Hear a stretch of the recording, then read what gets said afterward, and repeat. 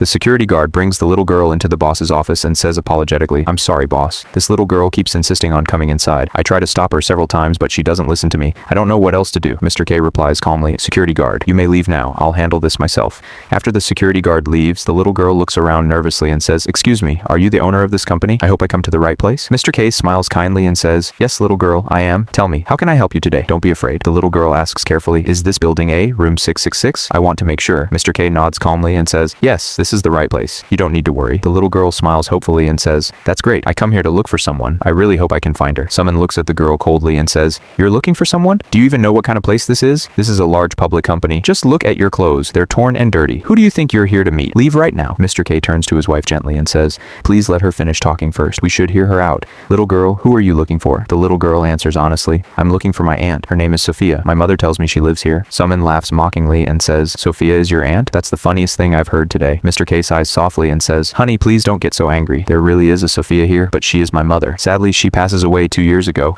I'm sorry." The little girl's face turns pale, and she asks tearfully, "She passes away? Are you saying my aunt is gone? How can that happen? What am I supposed to do now?" Mr. K speaks gently and says, "Please don't panic. Maybe it's just the same name. Do you have her phone number? We can call her together." The little girl reaches into her pocket carefully and says, "Before I leave home, my mother gives me a note. She tells me it has my aunt's phone number on it. I don't have a cell phone, so I can't call her." Mr. K smiles reassuringly and says, "Give me the note. That's not a problem. I'll call the number for you." As Mr. K looks at the note, he says surprisingly, "This really is my mother's phone number. I recognize it immediately. Little girl, where do you come from?" The little girl replies honestly, "I come from Sichuan. I travel for 3 days and 3 nights by boat. I even cross several mountains before I finally arrive here." Mr. K looks at her thoughtfully and says, "Sichuan? That's truly my mother's hometown. What a surprise. Tell me, who are you?" The little girl answers respectfully, "I'm Sophia's niece. My mother and Aunt Sophia are sisters. That's why I come here." Saman crosses her arms angrily and says, "What do you mean? You're saying my mother-in-law is your aunt? Stop making up stories. I think you're nothing but a scammer." The little girl shakes her head firmly and says, "I'm not a scammer. I'm telling the truth. My grandparents have 7 children. My mother is the youngest. Our family is very poor back then. My grandmother is afraid she can't raise my mother, so she gives her to another family. After that, my mother loses contact with her real family. 2 years ago, my aunt sends someone to our house with this note. She writes her address and tells us to come here if we ever need help. I never imagined she passes away. I don't know what to do now." Mr. K studies the note carefully and says, This really is my mother's handwriting. I know it very well. My grandparents really do have 7 children. That means you really are my cousin. Tell me, cousin, why do you come all this way?" The little cousin wipes her tears slowly and says, "Cousin, last year a terrible flood destroys our village. It washes away our fields, our crops, and our home. My mother becomes seriously ill from the shock. She can't even get out of bed now. It breaks my heart to see her like this.